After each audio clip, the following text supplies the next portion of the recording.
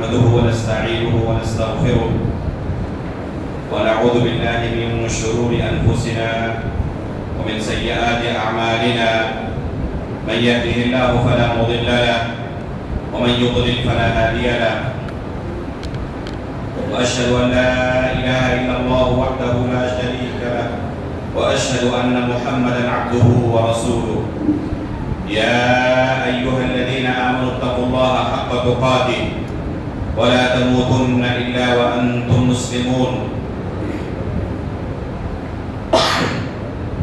يا أيها الناس اتقوا ربكم الذي خلقكم من نفس واحدة وخلق منها زوجها وبث منهما رجالا كثيرا ونساء واتقوا الله الذي تساءلون به والأرحام إن الله كان عليكم رقيبا يا أيها الذين آمنوا اتقوا الله وقولوا قولا سديدا يصلح لكم أعمالكم ويغفر لكم ذنوبكم ومن يطع الله ورسوله فقد فاز فوزا عظيما أما بعد فإن أصدق الحديث كتاب الله وأحسن الهدي هدي محمد صلى الله عليه وسلم وشر الأمور محدثاتها وكل محدثة بدعة وكل بدعة ضلالة وكل ضلالة في النار. محترم مکرم حاضرین مجلس، بزرگوں، دوستوں، اسلامی بھائیوں اور پردہ نشین ماں و بہنوں، اللہ رب العالمین کا بہت بڑا ہمارے اوپر احسان اور کرم ہے کہ اللہ رب العالمین نے ہمیں دین اسلام کی نعمت سے نوازا، ہماری ہدایت کے لیے ہمارے درمیان رسولوں کو بھیجا اور قیامت تک کے لیے اللہ رب العالمین نے قرآن جیسا مقدس نظام حیات ہمارے لیے نازل فرمایا۔ محترم حاضرین، اگر ہم اللہ رب العالمین کی نعمتوں کو شمار کرنا چاہیں تو شمار نہیں کر سکتے۔ ان تمام نعمتوں میں سے علی الاطلاق سب سے عظیم نعمت دین اسلام کی نعمت ہے، جس کے بارے میں خود اللہ رب العالمین نے قرآن کریم کے اندر اعلان کیا، الیوم اکملت لکم دینکم واتممت علیکم نعمتی۔ اللہ رب العالمین نے دین اسلام کو اپنی نعمت قرار دیا ہے۔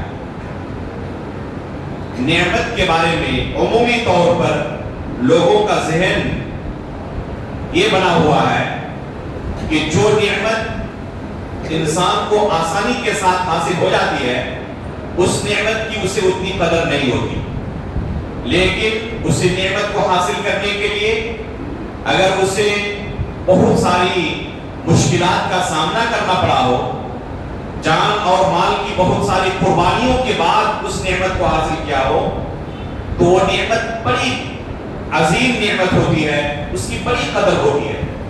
ایک چھوٹی سی مثال میں آپ کے سامنے نعمت کے تعلق سے دینا چاہوں گا کہ پانی کی نعمت ایک بہت بڑی نعمت ہے۔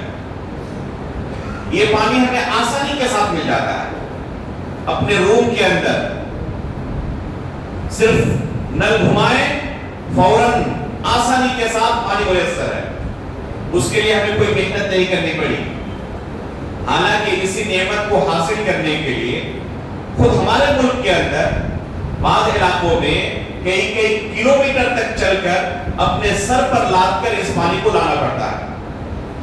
وہ ایک ایک قطرے پانی کی حفاظت کرتے ہیں، لیکن یہی نعمت جن لوگوں کو بغیر کسی محنت کے حاصل ہو جاتی ہے وہ اتنا پانی ضائع کر دیتے ہیں جتنا پانی دوسرے لوگ جو اپنے سروں پر لاد کر لاتے ہیں وہ دن بھر استعمال نہیں کرتے، بلکہ کئی دن اس پانی کو استعمال کر سکتے ہیں جتنا عام لوگ برباد کر دیتے ہیں۔ تو یہ نعمتوں کے متعلق عمومی لوگوں کا ذہن ہوتا ہے، جو نعمت جس آسانی سے مل جاتی ہے اس نعمت کی اسے اتنی قدر نہیں ہوتی۔ دین اسلام کی نعمت صحابہ اکرام نے بڑی قربانیوں کے بعد حاصل کی تھی، اپنے عزیزوں، اپنے رشتہ داروں کو اپنے آنکھوں کے سامنے قتل ہوتے ہوئے دیکھا تھا، اپنے جانوں کی قربانیاں پیش کی تھی، مالوں کی قربانیاں پیش کی تھی، گھر بار چھوڑنا پڑا تھا، ان تمام قربانیوں کے بعد یہ نعمت انہیں ملی تھی۔ اس وجہ سے یہ نعمت ان کے نزدیک تمام نعمتوں سے سب سے زیادہ پیاری نعمت تھی، سب سے زیادہ عزیز تھی، کیونکہ اللہ رب العالمین نے انہیں اس نعمت کو رسول اللہ صلی اللہ علیہ وسلم کے توسط سے عطا کیا تھا۔ اللہ کے رسول صلی اللہ علیہ وسلم انہیں دین سکھاتے اور کیسے اللہ رب العالمین کی رضامندی حاصل کرنی ہے، کیسے اللہ کی جنت حاصل کرنی ہے، جہنم سے ہم اپنے آپ کو کیسے بچا سکتے ہیں، دنوں رات سکھاتے رہتے تھے۔ یہ صحابہ اکرام اپنی زندگی کے اندر سب سے بڑی ڈیوٹی یہ سمجھتے تھے کہ کیسے اللہ کے رسول سے اس دین کو سیکھے، چنانچہ سائے کی طرح اللہ کے رسول کے ساتھ لگے رہتے تھے۔ کوئی دنیاوی یہ مشغلہ نہیں تھا، کوئی دنیاوی کام نہیں تھا، بلکہ یہ دین سیکھ رہے ہوتے تھے، اور دین پر بغیر علم حاصل کیے ہوئے عمل کرنا ممکن نہیں ہے۔ اللہ کے رسول صلی اللہ علیہ وسلم کو اللہ رب العالمین نے لوگوں کے درمیان معلم بنا کر بھیجا تھا، قرآن نازل کیا تھا، اور اللہ کے رسول کے بارے میں اللہ رب العالمین نے قرآن میں کیا کیا؟ لِتُبَيِّنَ لِلنَّاسِ مَا نُزِّلَ إِلَيْهِمْ، کہ جو اللہ رب العالمین کی طرف سے شریعت نازل کی گئی ہے لوگوں کے لیے، آپ اس شریعت کو لوگوں کو بیان کر دیں۔ یعلمہم الکتاب والحکمہ، اللہ کے رسول لوگوں کو کتاب اللہ اور حکمت کی تعلیم دیتے تھے، تو اللہ کے رسول معلم تھے ان کے لیے، وہ اللہ کے رسول سے علم حاصل کرتے تھے، اور یہ علم حاصل کرنا اللہ رب العالمین کے متعلق، اللہ کے دین کے متعلق، رسول اللہ صلی اللہ علیہ وسلم کے متعلق، جس کے بارے میں ہر انسان کو قبر کے اندر سوال کیا جائے گا، یہ شریعت کو سیکھنا ہے، یہ دین کو سیکھنا ہے، اور دین پر عمل کرنا بغیر سیکھے ہوئے ممکن نہیں ہے۔ امام بخاری رحمہ اللہ اپنی صحیح کے اندر فرماتے ہیں انما العلم بالتعلم، کہ علم سیکھنے سے آتا ہے، بغیر سیکھے ہوئے علم نہیں آتا۔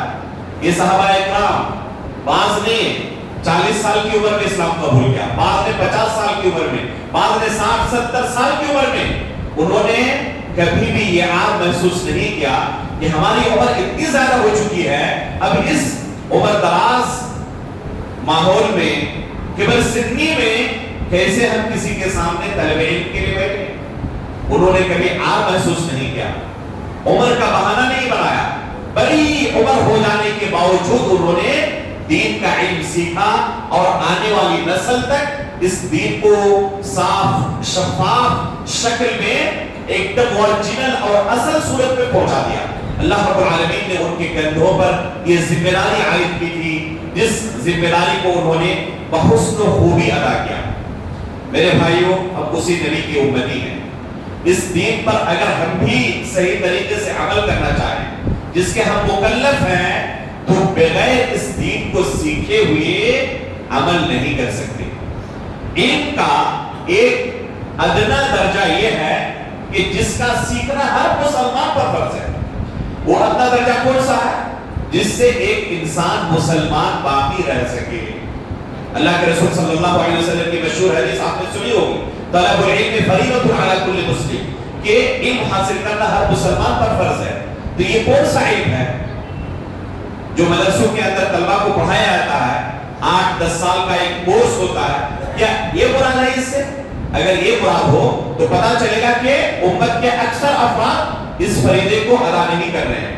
حقیقت میں یہ مراد نہیں ہے، اس سے مراد وہ ہے کہ ہر مسلمان کو دین کے تعلق سے اتنا علم ہونا چاہیے جس سے وہ مسلمان باقی رہ سکے، جس سے دین پر صحیح طریقے سے عمل کر سکے۔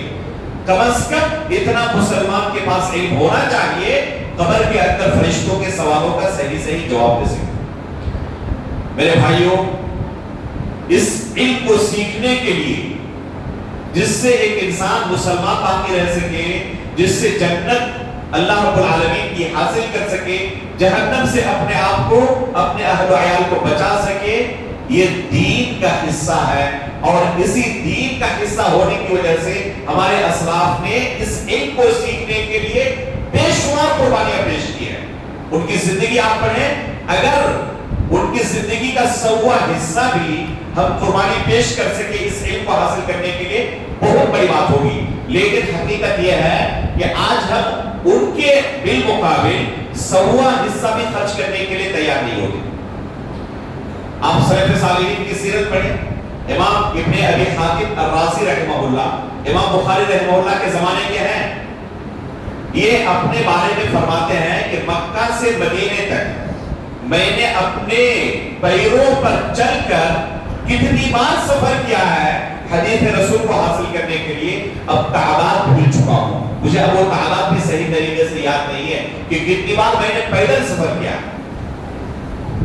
اللہ رب العالمین کی نعمت دیکھیں کہ آج ہمیں علم حاصل کرنے کے لیے عموماً سفر کی ضرورت نہیں پڑتی. یا تو علماء خود ہمارے پاس آتے ہیں اور تھوڑا سا وقت نکالنا پڑتا ہے علم حاصل کرنے کے لیے, دین سیکھنے کے لیے, یا پھر اپنے گھر میں بیٹھ کر انٹرنیٹ کی نعمت موجود ہے, اپنے گھر میں بیٹھ کر بھی ان دروس کو آن لائن ہم سن سکتے ہیں. لیکن اگر ہم نے 40-50 سال کی عمر پائی اور اتنا بھی وقت نہیں نکال سکے کہ علمی مجالس کے اندر تھوڑا سا وقت دے اور دین کو سیکھیں, تو حد درجہ افسوس کی بات ہوگی کہ اللہ رب العالمین نے اتنی بڑی نعمت ہمیں عطا کی تھی لیکن اس نعمت کی ہمیں قدر نہیں تھی, ہمیں احساس ہی نہیں تھا کہ یہ بھی بہت بڑی نعمت ہے. ابھی شروع میں نے کہا کہ جو نعمت آسانی سے مل جاتی ہے انسان کو اس کی قدر نہیں ہوتی, لیکن اسی نعمت کو حاصل کرنے کے لیے اگر اسے محنت کرنی پڑی ہو تو اسے اس نعمت کی قدر معلوم ہوتی ہے. امام بقی بن مخلد رحمہ اللہ جو امام بخاری امام احمد بن حنبل رحمہ اللہ کے زمانے کے ہیں, دور دراز کے علاقے سے ہزاروں کلومیٹر کا سفر کر کے بغداد پہنچتے ہیں امام احمد بن حنبل رحمہ اللہ سے علم حاصل کرنے کے لیے. انہیں خبر نہیں ہے اپنے علاقے میں کہ اس وقت بغداد کی حالت کیا ہے. اس وقت جب وہ بغداد پہنچتے ہیں تو خبر ملتی ہے کہ امام احمد بن حنبل رحمہ اللہ ابھی نظر بد کی زندگی گزار رہے ہیں.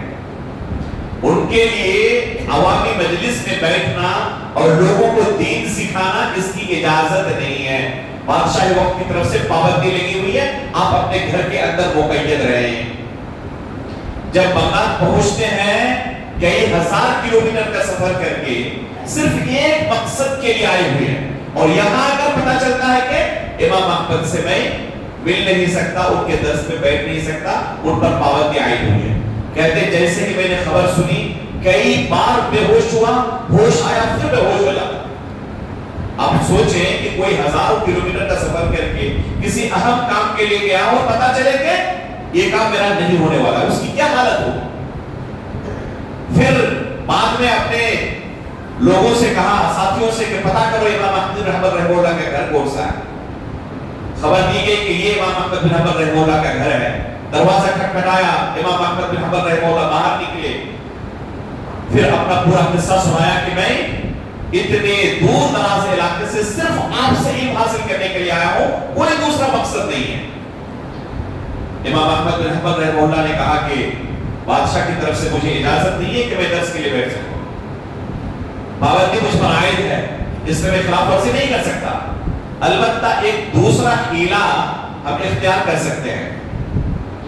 امام بقی بن مخلد رحمہ اللہ سے کہا کہ آپ ایک کام کریں, روزانہ فقیر کے بھیس میں ادھر سے گزرا کریں, دروازہ کھٹکھٹائیں, لوگ دیکھ کر یہی سمجھیں کہ کوئی فقیر آیا, میں گھر سے کچھ لے کر ایک آدھ درہم ساتھ میں آؤں گا, آپ کے ہاتھ میں ڈال دوں گا اور اسی دوران ایک دو حدیث سنا دوں گا.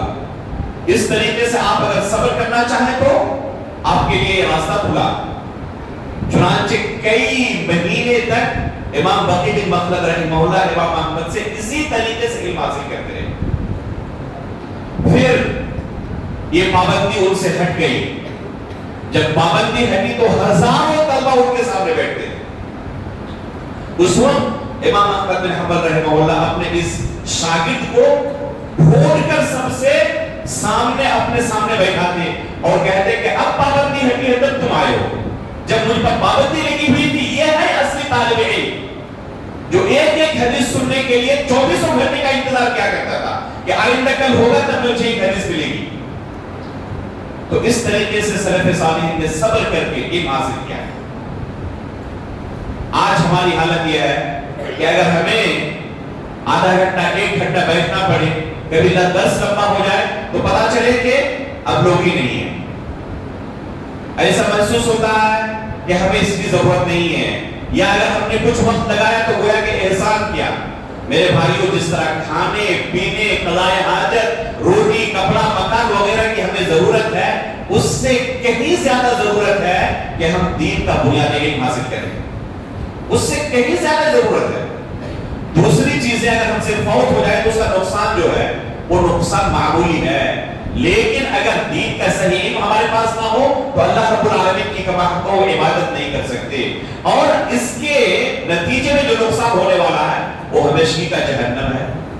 ایک لمحہ بھی جہنم کا برداشت نہیں کر سکتے۔ اس لیے اللہ رب العالمین نے یہ طریقہ قیامت تک کے لیے رکھا کہ انبیاء کے بعد ابھی علماء اکرام لوگوں کو دین سکھائیں گے، لوگ علماء اکرام سے دین سیکھیں گے، صحیح دین پر عمل کریں گے۔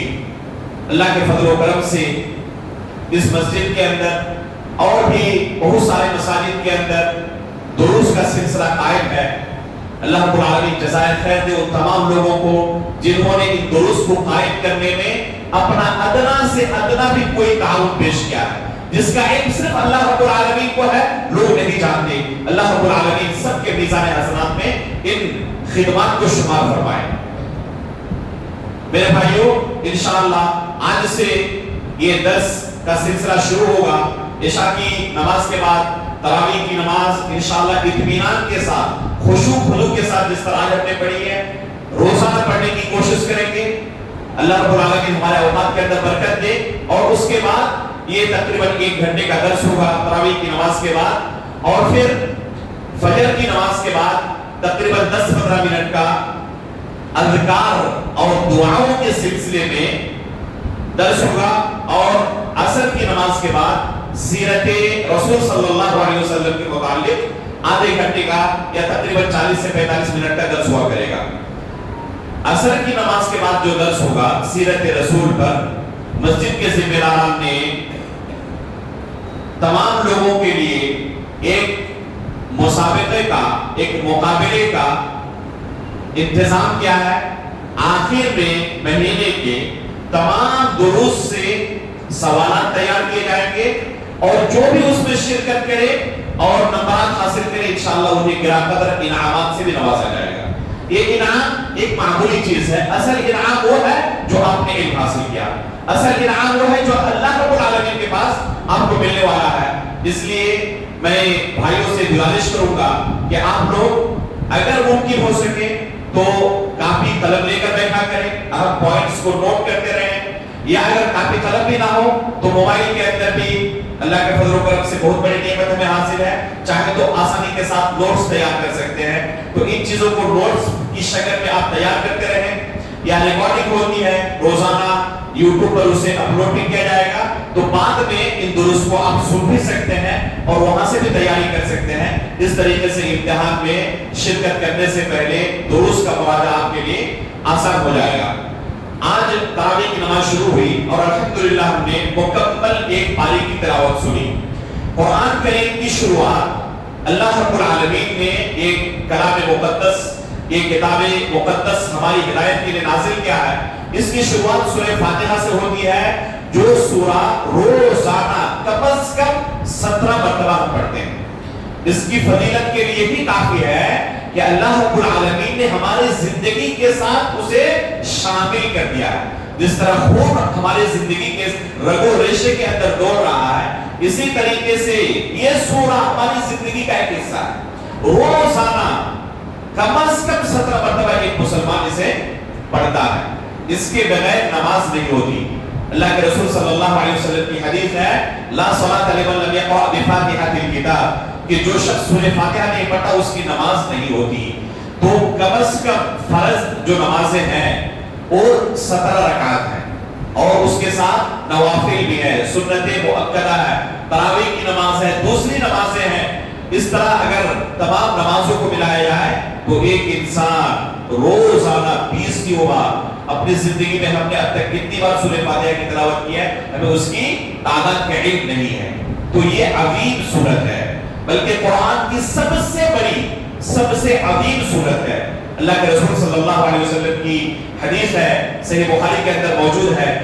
ابو سعید ابن المعلا رضی اللہ تعالیٰ عنہ فرماتے ہیں کہ اللہ کے رسول صلی اللہ علیہ وسلم نے مجھ سے کہا الا اعلمک اعظم سورۃ فی القرآن قبل ان اخرج من المسجد، کہ اس مسجد سے نکلنے سے پہلے کیا میں آپ کو قرآن کے اندر جو سب سے بڑی سورت ہے، عظیم سورت ہے، اس کی تعلیم نہ دوں؟ عموماً جب عظمت کی بات کی جاتی ہے تو لوگوں کے ذہن میں یہ آتا ہے کہ عظیم ہونے کا معنی ہے کہ لمبی چوڑی صورت ہوگی، پڑھنے میں کافی زیادہ وقت لگے گا. اگر اس حساب سے دیکھا جائے تو بالاجماع سورہ بقرہ قرآن کی سب سے بڑی صورت ہے، تقریباً 2.5 پارے کی، جس کے 1 پارے کی آج تلاوت کی گئی ہے. یہ مقصد نہیں تھا یہاں پر عظمت سے، عظمت سے مراد معنی کے اعتبار سے عظمت ہے، اس کے اندر جو پیغام ہے اس پیغام کے اعتبار سے یہ قرآن کی سب سے عظیم سورت ہے.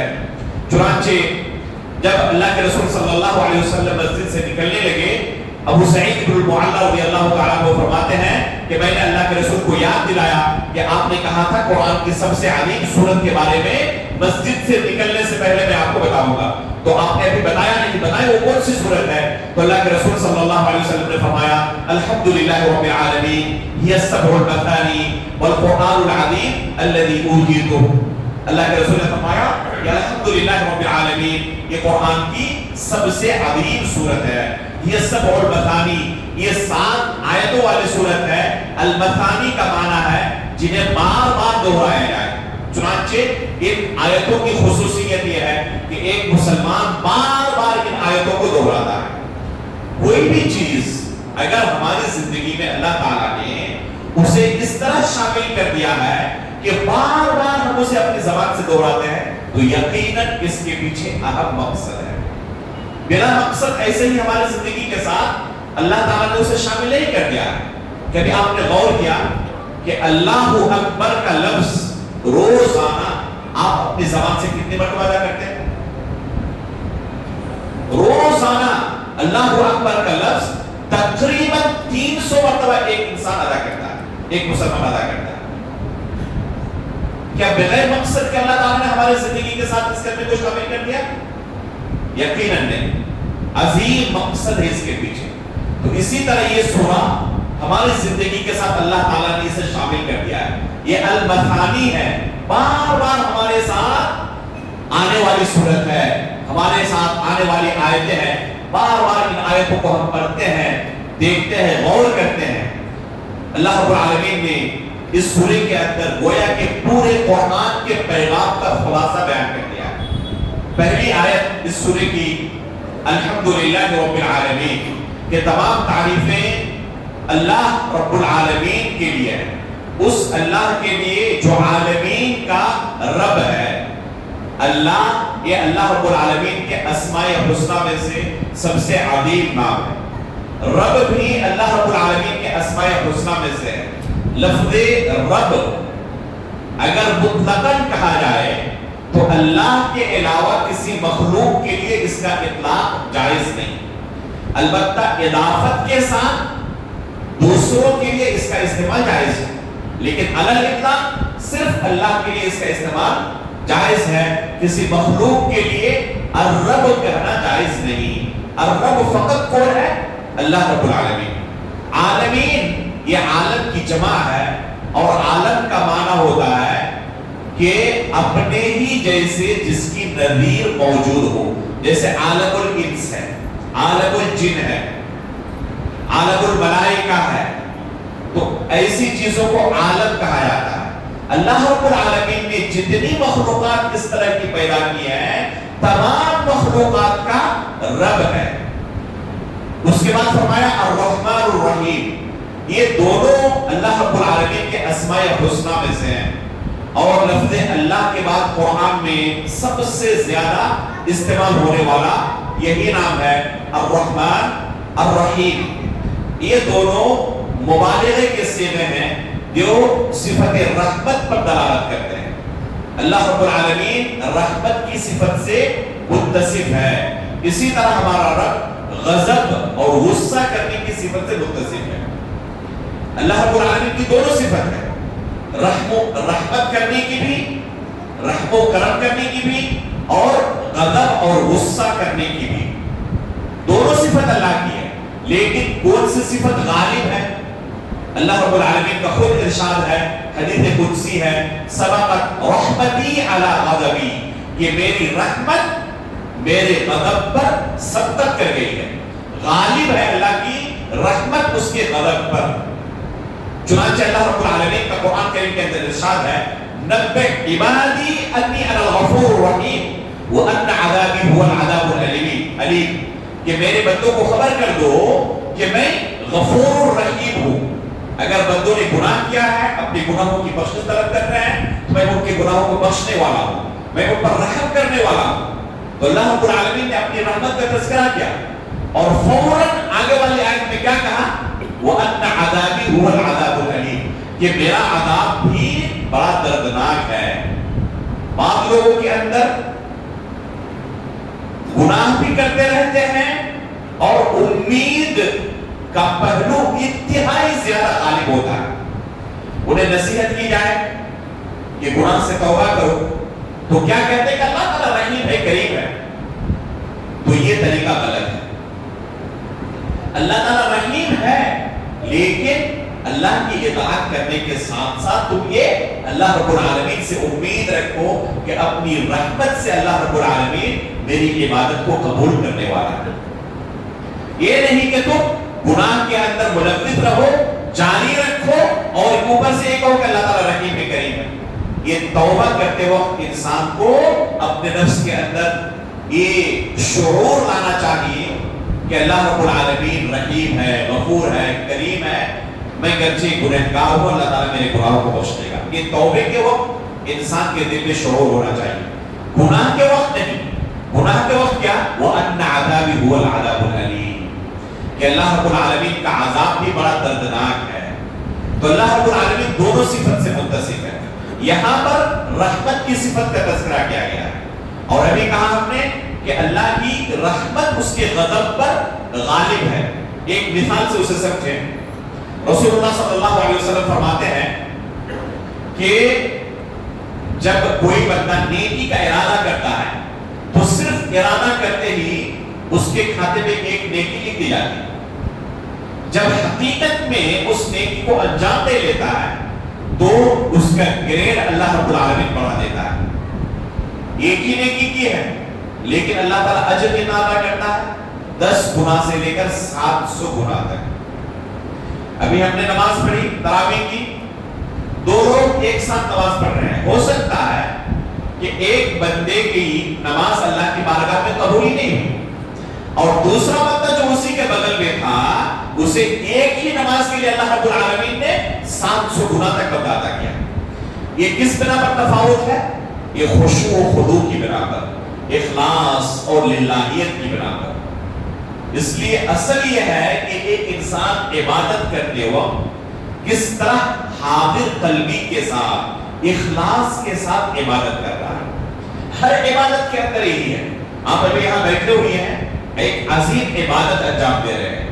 اللہ کے رسول صلی اللہ علیہ وسلم فرماتے ہیں, مجتمع قوم فی بیت من بیوت اللہ یتلون کتاب اللہ ویتدارسونه فیما بینهم الا نزلت علیہم السکینہ وغشیتهم الرحمہ وحفتهم الملائکہ وذکرهم اللہ فی من عنده. کہ اگر کچھ لوگ اللہ کے گھر میں بیٹھ کر قرآن کریم کی تلاوت کرتے ہیں, اس کا دراسہ کرتے ہیں, اس کے احکام و مسائل کو سیکھتے ہیں, تو اللہ رب العالمین کے فرشتے ان کے اوپر نازل ہوتے ہیں سکینت کی صورت میں. رحمت انہیں ڈھانپ لیتی ہے, سکینت اللہ رب العالمین کی طرف سے نازل ہوتی ہے, اور اللہ رب العالمین ان کا تذکرہ اپنے مقرب فرشتوں کے درمیان کرتا ہے. یہ کوئی معمولی مجلس نہیں ہے, کوئی عام مجلس نہیں ہے. اللہ رب العالمین اپنے فرشتوں کے درمیان ان بندوں کا تذکرہ کرتے ہیں جو اس طرح علمی دروس میں حاضر ہوتے ہیں. یہاں تک کہ بعض روایتوں کے اندر آتا ہے فرشتے کہتے ہیں کسی شخص کے بارے میں کہ اللہ رب العالمین فلاں بندہ اس مجلس کے اندر بیٹھا تو ہے لیکن درس سننے کے لیے نہیں بلکہ اپنے کسی کام سے آیا ہوا، تو جواب کیا ملتا ہے؟ وہ قوم لا یشقی بہم جلیسہ، گرچہ وہ اس مقصد کے تحت وہاں نہیں ہے لیکن یہ مجلس اتنی مبارک ہے، اتنے پاک لوگ ہیں یہ کہ ان کے ساتھ رہنے والا بدبخت نہیں ہوگا، ان کے ساتھ رہنے والا سعادت مند ہے، تو اللہ رب العالمین کی رحمت اسے بھی شامل ہوتی ہے۔ تو یہ کوئی عام مجلس نہیں، یہ بھی عبادت ہے اگر صرف اخلاص پیدا کر لیں کہ اللہ رب العالمین کے پاس ہم اس کا اجر چاہتے ہیں، دین سیکھنے کے لیے ہم بیٹھے ہوئے ہیں، اللہ کی عبادت کے لیے ہم بیٹھے ہوئے ہیں، تو اللہ رب العالمین اسی ایک عمل کے بدلے 10 گنا سے لے کر 700 گنا تک اس بندے کو اجر عطا کرتا ہے۔ اس کے برعکس گناہ کا معاملہ دیکھیں، اگر کسی بندے نے گناہ کا ارادہ کیا تو فوراً ارادہ کرتے ہی اس کے کھاتے میں نہیں لکھا جاتا۔ کب لکھا جاتا ہے؟ جب حقیقت میں گناہ کو انجام دے دے، جب انجام دے دیتا ہے تب کیا اس کا گریڈ بڑھا دیا جاتا ہے؟ 700 گنا تک کر دیا جاتا ہے؟ نہیں، اس وقت اس کا گریڈ نہیں بڑھا جاتا، جتنا گناہ کیا ہے اتنی ہی سزا اسے دی جائے گی، بلکہ اللہ رب العالمین چاہے تو ان تمام گناہوں کو بخش دے اور بغیر کسی عذاب کے اسے جنت میں داخل کرے۔ یہ اللہ رب العالمین کی رحمت ہے۔ تو اللہ رب العالمین کے ناموں میں سے الرحمن الرحیم ہے۔ اس کے بعد کیا فرمایا؟ مالک یوم الدین، کہ اللہ رب العالمین قیامت کے دن کا مالک ہے۔ یہ جملہ دل کے اندر خوف پیدا کرتا ہے۔ فوراً اللہ رب العالمین نے رحمت کی صفت کا تذکرہ کرنے کے بعد قیامت سے ڈرایا بھی ہے۔ تو یہی قرآن کا اسلوب ہے، دونوں چیزیں امید بھی خوف بھی توازن کے ساتھ برقرار رہنی چاہیے۔ بعض لوگوں کے یہاں امید کا پہلو بہت غالب اور خوف کا پہلو بالکل نہیں، اور بعض کے یہاں خوف کا پہلو بہت زیادہ غالب، امید ہے ہی نہیں، ہمیشہ ڈرا ہوا میں اتنا زیادہ گنہگار، مجھے تو اللہ تعالیٰ معاف نہیں کرے گا۔ اس نا امیدی کی وجہ سے کیا کرتا ہے وہ؟ اللہ رب العالمین کے سامنے کبھی معافی طلب نہیں کرتا، استغفار نہیں کرتا، توبہ نہیں کرتا، حالانکہ اللہ تعالیٰ نے خود وعدہ کیا ہے ان اللہ یغفر الذنوب جميعا، تمام گناہوں کو اللہ تعالیٰ بخش دینے والا ہے۔ تو نہ امید کا پہلو غالب ہونا، خوف کا پہلو مغلوب ہونا اچھا ہے اور نہ اس طرح ہونا اچھا ہے، توازن برقرار رکھنا چاہیے۔ علماء اس کی مثال دیتے ہیں کہ جس طرح پرندے کے دو پر ہوتے ہیں، دونوں اگر توازن کے ساتھ نہ رہیں تو پرندہ اڑ نہیں پائے گا، اسی طریقے سے امید اور خوف کا معاملہ ہونا چاہیے۔ امید بھی ہونی چاہیے کہ اللہ تعالیٰ ہم سے جو کوتاہیاں ہوتی ہیں معاف کر دیں گے، ساتھ میں دل میں خوف بھی ہونا چاہیے کہ ہم سے بہت زیادہ کوتاہیاں ہو رہی ہیں، کہیں ہمارا مواخذہ نہ ہو جائے۔ تو دونوں پہلو برابر ہونا چاہیے، توازن برقرار ہونا چاہیے۔ الایمان بین الخوف والرجاء، سلف صالح کہا کرتے تھے الایمان بین الخوف والرجاء، کہ ایمان امید اور خوف کے درمیان ہے۔ تو اس آیت کے اندر خوف کا پہلو غالب ہے، اس میں رحمت کا پہلو غالب ہے، تو اس طریقے سے توازن برقرار رہتا ہے۔ آگے اللہ رب العالمین نے کیا فرمایا؟ ایاک نعبد و ایاک نستعین، یہ عظیم آیت ہے۔ اللہ رب العالمین نے اپنی عبادت کے لیے ہی ہمیں پیدا کیا، بس یہی اصل مقصد ہے۔ جیسے یہ موبائل ہے، اس کو تیار کرنے کا اصل مقصد کیا ہے؟ بات چیت کرنا۔ اگر یہ اصل جو مقصد ہے تیار کرنے کا، یہ خصوصیت اس کے اندر خراب ہو جائے، کام نہ کرے، آپ کس سے بات چیت کر رہے ہو اور بات نہ ہوتی ہو، لیکن اس کے علاوہ بھی کچھ دوسری خصوصیات موجود ہیں جو کام کر رہی ہیں، ماشاءاللہ آپ اس میں وقت بھی دیکھ سکتے ہیں، کچھ چیزیں لکھ بھی سکتے ہیں، لیکن بات نہیں ہو رہی ہے، تو اس موبائل کو آپ رکھیں گے یا اس کی جگہ پہ دوسرا لے کے آئیں گے؟ ظاہر سی بات ہے کہ اس کا جو اصل مقصد تھا اس کو تیار کرنے کا، اس کو خریدنے کا، وہ اصل مقصد فوت ہو گیا، گرچہ دوسری چیزیں پائیدار نہیں ابھی بھی، لیکن اسے آپ نہیں رکھیں گے۔ تو اللہ رب العالمین نے اصل کس مقصد کے لیے ہمیں پیدا کیا؟ عبادت کے لیے، کھانے پینے کے لیے نہیں، روٹی کپڑا مکان کے لیے نہیں، یہ زندہ رہنے کے لیے ضروری ہے، لیکن اصل مقصد اللہ کی عبادت ہے۔ جس طرح ہم کھاتے ہیں تو کسی پر کوئی احسان نہیں کرتے، اپنے جسم پر کوئی احسان نہیں کرتے، اسے ضروری سمجھتے ہیں، اس سے زیادہ ہمیں ضروری سمجھنا چاہیے عبادت کرنے کو۔ تو یہ ایک بنیادی ضرورت ہے ہماری، عبادت کرنا۔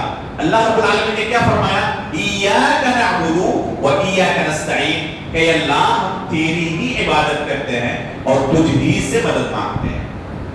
عبادت اگر اللہ رب العالمین کے علاوہ ذرہ برابر بھی کسی دوسرے کے لیے صرف کی جائے تو اسے اللہ تعالیٰ برداشت نہیں کرتے، یہی شرک ہے۔ کوئی بھی چیز جسے آپ عبادت کہہ سکیں، اور عبادت کہتے کس کو ہے؟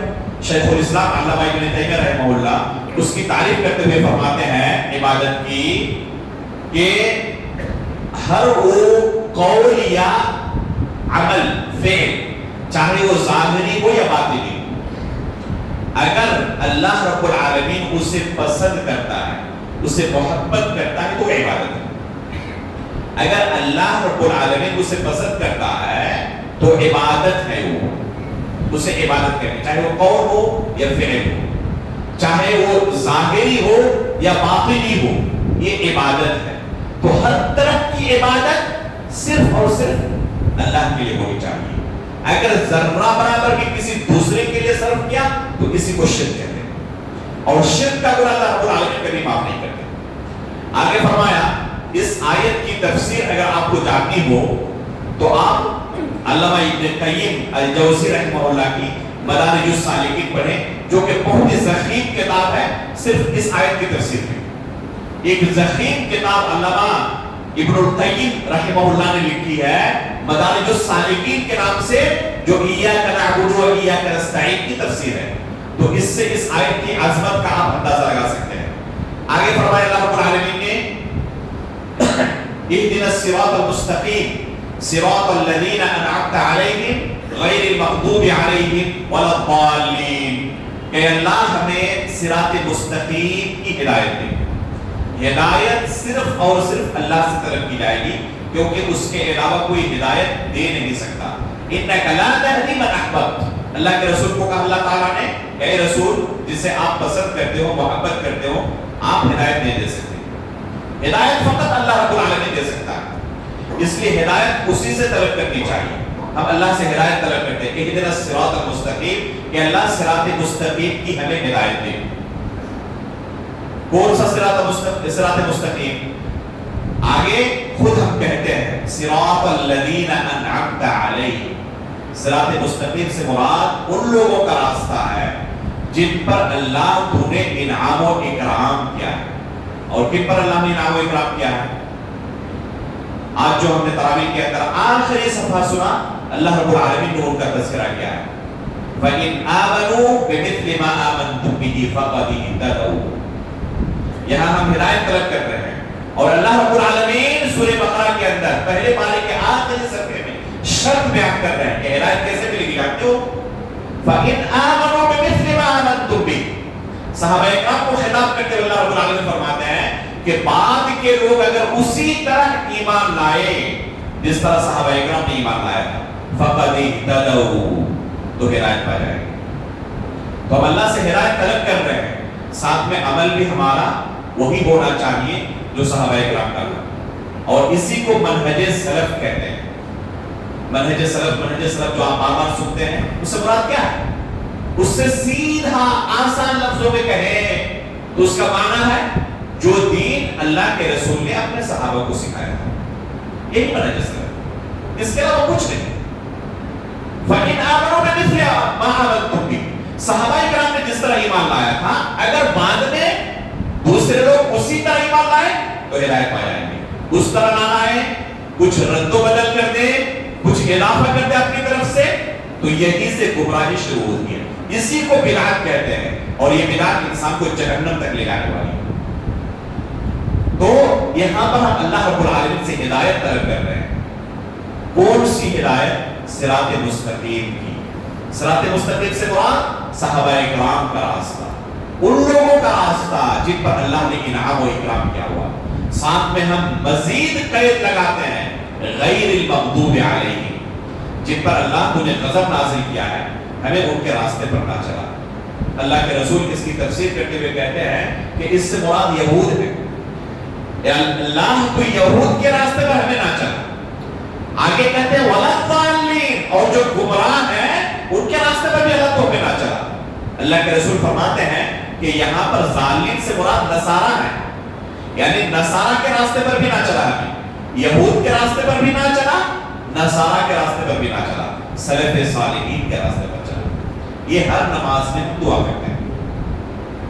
کیوں یہود کو مغضوب علیہم کہا گیا، نصارہ کو گمراہ کہا گیا؟ اس وجہ سے کہ یہود کے پاس علم کافی تھا، عمل اس کے برخلاف تھا، نصارہ کے پاس عمل بہت تھا لیکن علم نہیں تھا، اور یہ دونوں چیزیں غلط ہیں۔ انسان بغیر علم کے عمل نہیں کر سکتا، اور علم حاصل کرنے کے بعد عمل کرنا ضروری ہے۔ آپ نے سب کچھ سیکھ لیا لیکن آپ کا عمل آپ کے علم کے خلاف ہے، تو یہ علم آپ کے خلاف حجت کرنے والا ہے۔ اللہ کے رسول فرماتے ہیں القرآن حجت لک او علیک، یہ قرآن جو ہے یا تو قیامت کے دن تمہارے لیے حجت کرنے والا ہے یا تمہارے خلاف حجت کرنے والا ہے۔ اس لیے کوشش کریں کہ یہ قرآن ہمارے لیے حجت ہو، ہمارے خلاف حجت نہ ہو۔ یہ سورہ فاتحہ کی انتہائی مختصر آپ کے سامنے تفسیر کی گئی۔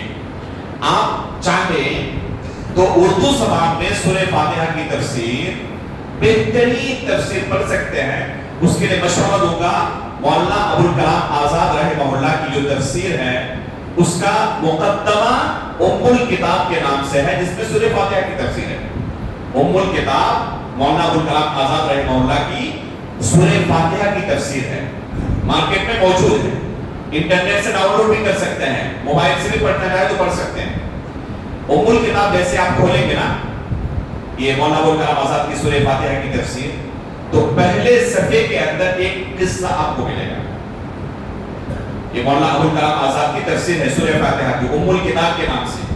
آپ اس کو ڈاؤن لوڈ کریں نیٹ سے، آسان کے ساتھ ڈاؤن لوڈ کر سکتے ہیں۔ پہلے صفحے میں ایک قصہ آپ کو ملے گا، میں ایک قصہ بھی آپ کو ایک دو منٹ کے اندر سنا دیتا ہوں۔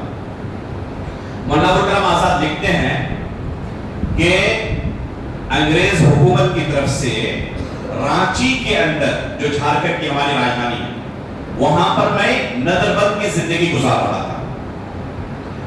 مغرب کی نماز کے بعد جیسے میں مسجد سے نکل کے اپنے گھر کی طرف جانے لگا، مجھے لگا کہ کوئی شخص میرا پیچھا کر رہا ہے، میرے پیچھے پیچھے آ رہا ہے۔ تو رک گیا، دیکھا کہ ایک اجنبی شخص کھڑا ہے، پوچھا کہ آپ مجھ سے ہی ملنا چاہتے ہیں کیا؟ تو انہوں نے کہا کہ جی آپ سے ہی ملنے کے لیے میں آیا ہوا ہوں۔ میں نے اس شخص سے پوچھا کہ کون ہے، کہاں سے آپ آئے ہیں؟ تو اس شخص نے بیان کیا کہ میں افغانستان کا ہوں، وہاں سے کابل سے چلا ہوں پیدل کوئٹہ تک۔ یہ آزادی سے پہلے کا معاملہ ہے، آزادی سے پہلے کا معاملہ ہے۔ یہ بنگلہ دیش، پاکستان، انڈیا، یہ سب انڈیا کے نام سے اس وقت موجود۔ کہتے ہیں کہ کابل سے کوئٹہ تک پیدل چل کے آیا، یہ لمبی مسافت طے کی، اور کوئٹہ سے پھر آگرہ تک مجھے کچھ سوداگر مل گئے اپنے ملک کے، جو وہاں سے آگرہ آ رہے تھے۔ تو میں نے ان کو کہا کہ میں غریب فقیر آدمی ہوں، اگر آپ مجھے نوکر رکھ لیں تو آپ کی خدمت کرتا رہوں گا، اور ساتھ میں آپ کی سواری مل جائے گی مجھے، اس طرح میں آپ کے ساتھ پہنچ جاؤں گا آگرہ تک۔ تو انہوں نے منظور کر لی اور مجھے نوکر رکھ لیا، میں ان کی خدمت کرتا رہا اور مجھے سواری مل گئی، اس طرح میں آگرہ تک پہنچ گیا ان کے ساتھ۔ اور پھر آگرہ سے دوبارہ رانچی تک پیدل آیا ہوں۔ آگرہ کہاں ہے؟ یہ تقریباً دلی کے قریب ہے، یو پی کے اندر، اور وہاں سے رانچی تک کی مسافت، آج کے زمانے میں لاک ڈاؤن میں بھی لوگ ڈرتے تھے نہیں جا پاتے۔ مولانا آزاد نے سن کر کہا اتنی لمبی مسافت پیدل آپ نے طے کی، کس مقصد کے لیے، کیا مقصد ہے آپ کا؟ تو انہوں نے کہا کہ قرآن کی بعض آیتیں مجھے آپ سے سمجھنی ہے۔ اللہ، صرف قرآن کی چند آیتیں انہیں پریشان کر رہی تھی، سمجھ نہیں پا رہے تھے، تو اتنے دور سے کہاں کہاں سے سفر کر کے پیدل رانچی تک پہنچ چکے ہیں مولانا ابوالکلام آزاد کے پاس، کہ قرآن کی چند آیتیں مجھے آپ سے سمجھنی ہے۔ مولا فرماتے ہیں کہ وہ چند دنوں تک میرے ساتھ رہا، جو بھی اس کے ذہن میں اشکالات تھے میں نے پورا حل کر دیا. اچانک دیکھتا ہوں کہ ایک دن غائب ہے، کہیں پر اس کا آتا پتا نہیں. جاتے وقت مجھ سے ملاقات کر کے نہیں گیا تاکہ واپسی کے وقت میں اسے کچھ پیسہ نہ دے دوں سفر خرچ کے طور پر. اتنا خوددار تھا، چپکے سے نکل لیا. اور کہتے ہیں کہ مجھے اندازہ ہے کہ جاتے ہوئے بھی اس نے پیدل ہی سفر کیا ہوگا. تو اس طریقے سے اللہ کے بندے ہوتے ہیں جو اسے دین سمجھتے ہیں، عبادت سمجھتے ہیں. جب عبادت سمجھ لیں تو پھر چیز آسان ہو جاتی ہے، پھر یہ چیز مشکل نہیں رہتی، پریشان نہیں کرتی.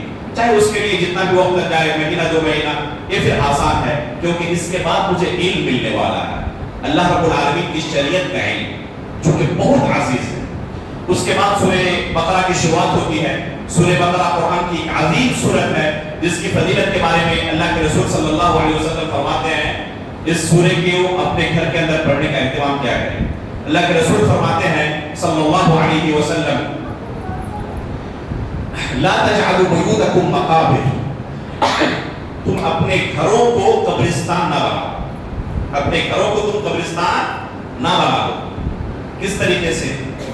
قبرستان کے اندر عبادت جائز نہیں ہے، قبرستان عبادت کی جگہ نہیں، عبرت کی جگہ ہے. لیکن افسوس کی بات یہ ہے کہ آج لوگوں نے اسے عبادت کی جگہ بنا لیا ہے.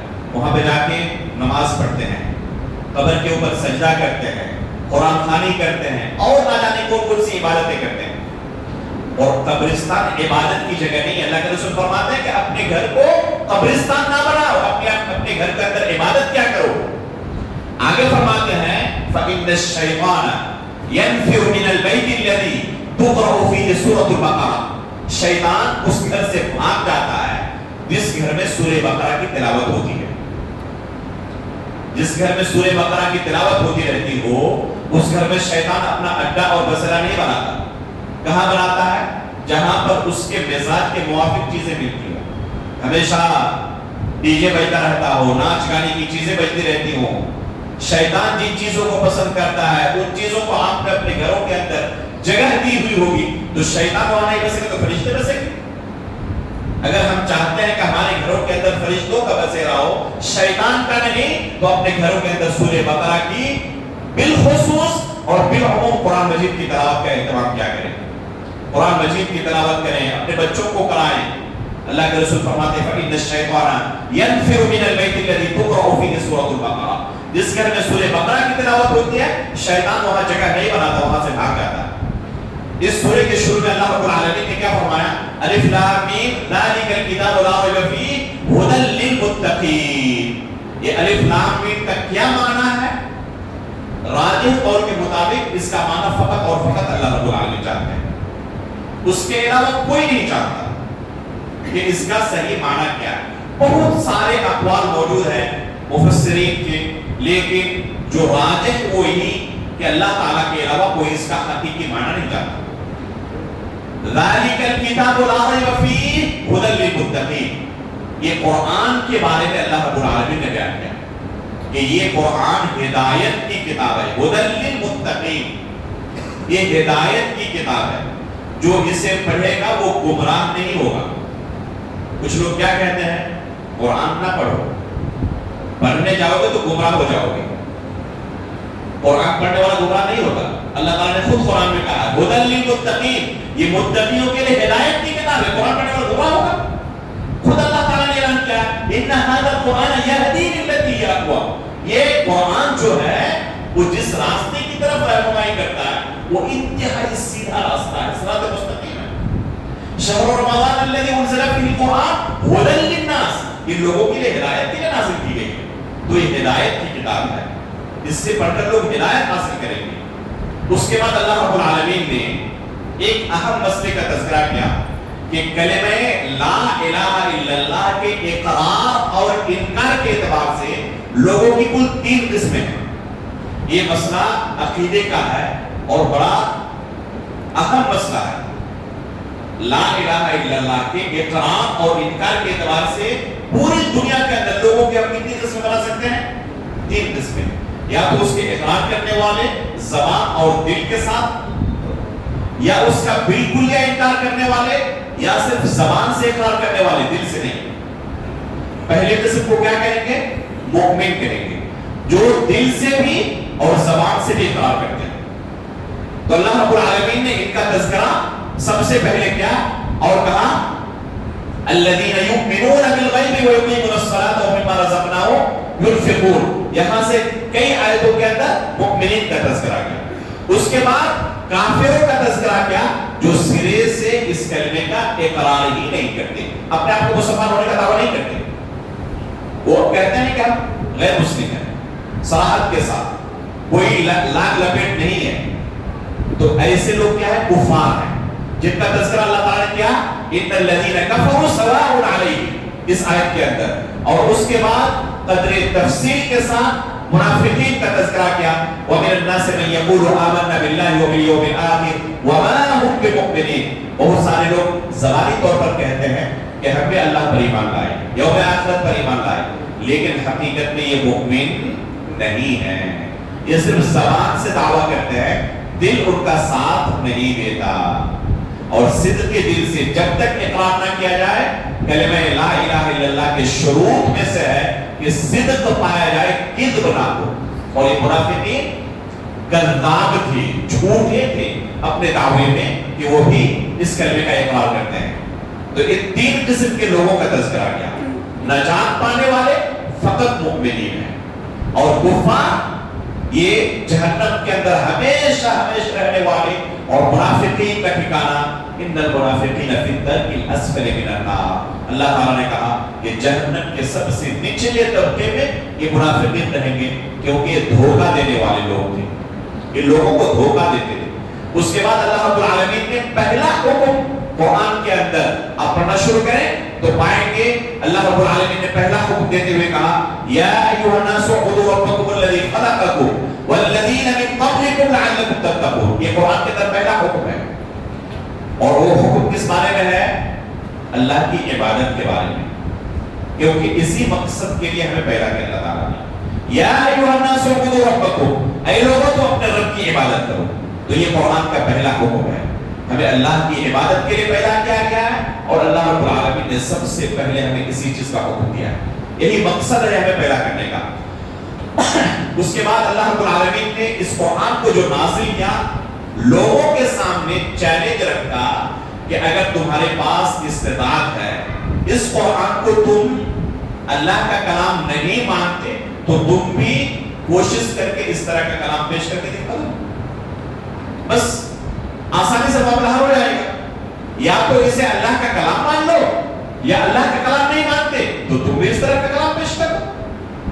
جب پیش نہیں کر سکے تو نتیجہ کیا نکلا کہ یہ اللہ کا کلام ہے. جب یہ اللہ کا کلام ہے تو اس کا حکم کے مطابق چلو جو اللہ نے حکم دیا ہے. بات کلیئر ہے. تو یہ منافق، یہ کفار، یہ مشرکین عاجز آگے اس جیسا کلام پیش نہیں کر سکے.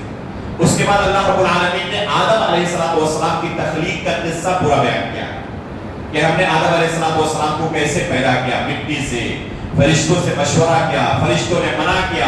اللہ رب العالمین نے کیا کہا؟ انی اعلم ما لا تعلمون، کہ میرے پاس علم ہے جو تمہارے پاس نہیں ہے. یہاں سے علم کی فضیلت ثابت ہوتی ہے.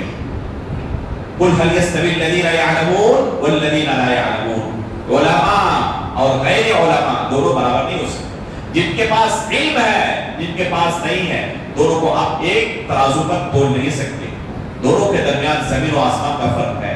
اور یہ فرق اللہ تعالیٰ نے بنی آدم کو پیدا کرنے کے بعد فوراً دکھایا. فرشتوں کو کہا بنی آدم علیہ السلام کو سجدہ کرنے کے لیے.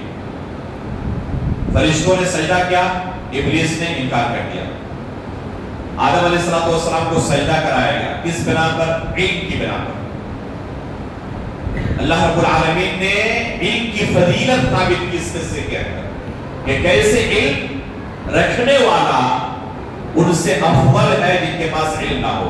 اللہ رب العالمین نے آدم کو علم عطا کیا کہ ان چیزوں کے نام یہ ہیں. فرشتوں کو علم نہیں دیا. امتحان لیا، علم تھا پاس ہو گئے، علم نہیں تھا ناکام ہو گئے. اللہ رب العالمین نے واضح طور پر یہ برتری ثابت کی کے علم والا ہمیشہ جن کے پاس علم نہیں ان سے برتر رہنے والا. اس کے بعد اللہ رب العالمین نے بنی اسرائیل کا واقعہ تفصیل کے ساتھ یہاں پر بیان کیا ہے. بچڑے کی پوجا انہوں نے شروع کر دی. اللہ رب العالمین نے جس عبادت کے لیے پیدا کیا تھا اللہ کے ساتھ یہ کیا کرنے لگے؟ شرک کرنے لگے. اللہ رب العالمین نے بہت ساری نعمتوں سے انہیں نوازا تھا. من و سلوہ ان کے لیے نازل کرتا تھا اللہ رب العالمین بغیر کسی محنت کے. انہیں یہ نعمت ملتی تھی, کھانے کے لیے فکر نہیں تھی ان کی, کیسے روزی کمائیں, کیسے کھائیں. شروع میں ہم نے کہا نا کہ نعمت بغیر کسی محنت کے مل جائے تو اس کی قدر نہیں ہوتی. من و سلوہ بھی مل جائے تب بھی قدر نہیں ہوتی. بغیر کسی محنت کے لیے کھانا مل رہا تھا, پسند نہیں آیا, کیا کرنے لگے؟ پیاز لہسن وغیرہ یہ چیزیں چاہیے, دال اور یہ سب چیزیں چاہیے. اللہ رب العالمین نے کہا کہ ان معمولی چیزوں کی بنا پر کس عظیم نعمت کو ٹھکرا رہے ہو. لیکن جب انسان کے دماغ میں شیطان سوار ہو جائے تو نتیجہ یہی نکلتا ہے جو بنی اسرائیل کے ساتھ پیش آیا تھا. پھر اللہ رب العالمین نے گائے کا قصہ بیان کیا ہے. موسیٰ علیہ السلام کے زمانے میں ایک شخص کی وفات ہو گئی. وفات کیا ہوئی؟ قتل کر دیا ایک شخص نے. قاتل کا پتہ لگانے کے لیے موسیٰ علیہ السلام کے پاس آئے, کہا کہ ایک گائے ذبح کرو, قاتل کا پتہ لگ جائے گا. انہوں نے کوریدنا شروع کیا, کیسی گائے, اس طرح کی, اس طرح کی, اس طرح کی. کچھ لوگوں کی عادت ہوتی ہے ایک آسان سا حکم دیا جائے وہ 10 طرح کے سوال کرتے ہیں, اور جس طریقے سے سوال کرتے جائیں اسی طریقے سے اپنے اوپر مشقت مول لیتے ہیں. اسی طریقے سے بنی اسرائیل نے کیا, آسان سا اللہ نے حکم دیا تھا کہ گائے ذبح کرو, کوئی بھی دنیا کی گائے ذبح کرتے تھے, نتیجہ مل جاتا. لیکن نہیں, کوریدنا شروع کیا. رنگ کیسا ہونا, کبھی کھیتی باڑی میں استعمال ہوا ہو یا نہ ہوا ہو, مختلف طرح کے سوال. اللہ رب العالمین سوال کرتے گئے, ان کے لیے قیود لگاتے گئے, کنڈیشنز لگاتے گئے, اور ان کے لیے اس قدر مشقت والا کام ہو گیا. آخر میں بچ گئے کہ انشاءاللہ کہہ دیا. اگر انشاءاللہ نہ کہتے تو زندگی بھر تلاشتے ہی رہتے, تلاش پوری نہیں ہوتی. لیکن انشاءاللہ کہنے کی وجہ سے وہ گائے مل گئی. ذبح کیا, اس کے گوشت کو قاتل کے جسم پر رکھا, اور وہ مقتول کے جسم پر رکھا. وہ مقتول زندہ ہو کر خود بیان کر دیا کہ فلاں میرا قاتل. اس سے اس بات کی دلیل ملتی ہے کہ اللہ رب العالمین مردوں کو زندہ کرنے پر قادر ہے, اور اس کے لیے کوئی بڑی بات نہیں ہے. خود سورہ بقرہ کے اندر اللہ رب العالمین نے ایک دو جگہوں پر نہیں, کئی جگہوں پر عملی نمونہ دکھایا ہے کہ کیسے ہم مردوں کو زندہ کریں گے. انشاءاللہ کل یا پرسوں کے دروس میں ان تمام جگہوں کی نشاندہی کی جائے گی جن جگہوں پر اللہ رب العالمین نے عملی طور پر دکھایا ہے دنیا کے اندر کہ کیسے ہم نے مردے کو زندہ کیا. جیسے یہاں پر بنی اسرائیل کے واقعے میں ایک مردہ زندہ ہوا اور پھر لوگوں کے سامنے کلام کیا اس نے, اور پھر اس کے بعد اللہ رب العالمین نے جادو کا حکم بیان کیا ہے. وَاتَّبَعُوا مَا تَتْلُو الشَّيَاطِينُ عَلَىٰ مُلْكِ سُلَيْمَانَ وَمَا كَفَرَ سُلَيْمَانُ وَلَٰكِنَّ الشَّيَاطِينَ كَفَرُوا يُعَلِّمُونَ النَّاسَ السِّحْرَ. سحر کا معنی ہوتا ہے جادو, سین میں زیر ہے, زبر دیں گے تو اس کا معنی ہوتا ہے فجر سے پہلے کا وقت, اور اسی سے سحری ہے جو کہ ہم کھاتے ہیں فجر سے پہلے, آج سے کھانا شروع کریں گے. اس کو کچھ لوگ سحری کہتے ہیں جو کہ غلط ہے. سحر کا معنی کیا ہوتا ہے؟ جادو ہوتا ہے, اور فجر سے جو پہلے کا وقت ہے وہ سین کے زبر کے ساتھ سحر ہے. اللہ کے رسول نے فرمایا تسحروا فإن فی السحور برکۃ, تو وہ سین کے زبر کے ساتھ ہے سحری. سحر کے وقت کھایا جانے والا کھانا. تو جادو یہ کفر ہے. اس آیت کے اندر ایک دو نہیں 10 دلیلیں موجود ہیں. استاد محترم شیخ عبدالرزاق البدر حفظہ اللہ اس آیت کی تفسیر کرتے ہوئے ان تمام دلائل کو ذکر کرتے ہیں کہ 10 دلیلیں موجود ہیں کہ جادو کرنا کفر ہے. ہمارے معاشرے کے اندر بہت سارے لوگ اسے جرم ہی نہیں سمجھتے. جادو کرتے ہیں, جادو سیکھتے ہیں, جادو سیکھنا, جادو کرنا, یہ سب کے سب کفر ہے. یہاں تک کہ لطف اندوز ہونا, کہیں پر جادو کا کھیل چل رہا ہے, ہم جا کے کھڑے ہو گئے اور لطف اندوز ہو رہے ہیں, دیکھ رہے ہیں, مزہ لوٹ رہے ہیں, یہ بھی کم از کم حرام ہے. جائز نہیں ہے. بہت سارے لوگ جائے بھی نا تو موبائل پر جادو کے ویڈیوز دیکھتے رہتے ہیں. جائز نہیں ہے, یہ کفری عمل ہے, اور اس کی سزا اگر اسلامی حکومت ہو تو جادوگر کی سزا قتل ہے. خود صحابہ کرام کے زمانے میں کئی جادوگروں کو قتل کیا گیا. تو یہ جادو کرنا انتہائی سخت جرم ہے. اللہ رب العالمین نے اس آیت کے اندر بیان کیا ہے کہ جادو کرنے والا کافر ہو جاتا ہے, مسلمان باقی نہیں رہتا. اور اس کے بعد ابراہیم اور اسماعیل علیہ السلام کا قصہ بیان کیا کہ کیسے وہ دونوں نے خانہ کعبہ کی تعمیر کی. وَإِذْ يَرْفَعُ إِبْرَاهِيمُ الْقَوَاعِدَ مِنَ الْبَيْتِ وَإِسْمَاعِيلُ رَبَّنَا تَقَبَّلْ مِنَّا إِنَّكَ أَنْتَ السَّمِيعُ الْعَلِيمُ. اس میں خانہ کعبہ کی تعمیر کا تذکرہ ہے. اور پھر آخری صفحے کے اندر جس کی طرف ابھی آپ کے سامنے اشارہ کیا گیا, فَإِنْ آمَنُوا بِمِثْلِ مَا آمَنْتُم بِهِ فَقَدِ اهْتَدَوْا. منہج سلف کی بہت بڑی دلیل کہ ہم اس وقت تک ہدایت نہیں پا سکتے جب تک اسی طریقے کو اختیار نہ کریں جو طریقہ سلف صالحین صحابہ اکرام تابعین کا طریقہ تھا. اس وقت تک ہم ہدایت نہیں پا سکتے. اسی میں ہدایت مضمر ہے. اس کے علاوہ جو بھی راستے ہیں وہ جہنم کی طرف لے جانے والے راستے ہیں. اللہ رب العالمین سے ہم دعا کرتے ہیں کہ اللہ رب العالمین ہمارے دلوں کے اندر اخلاص پیدا کرے. اللہ رب العالمین ہمارے وقت کے اندر برکت عطا فرمائے. اللہ رب العالمین ہمارے کام کے اندر, اللہ رب العالمین ہمارے مال دولت کے اندر, اللہ رب العالمین ہماری صحت کے اندر, عبادت کے اندر برکت عطا فرمائے. ان دروس میں حاضر رہنا ہمارے لیے آسان بنا دے. اللہ رب العالمین غیبی مدد فرمائے کہ ان اوقات کی وجہ سے ہمارے عام معاشرے کے اندر بھی اور عام زندگی کے اعمال کے اندر کوئی خلل نہ پڑے. آمین تقبل رب العالمین. وصلی اللہ علی نبینا محمد. سبحانک اللہم و بحمدک, اشہد ان لا الہ الا انت, استغفرک و اتوب الیک.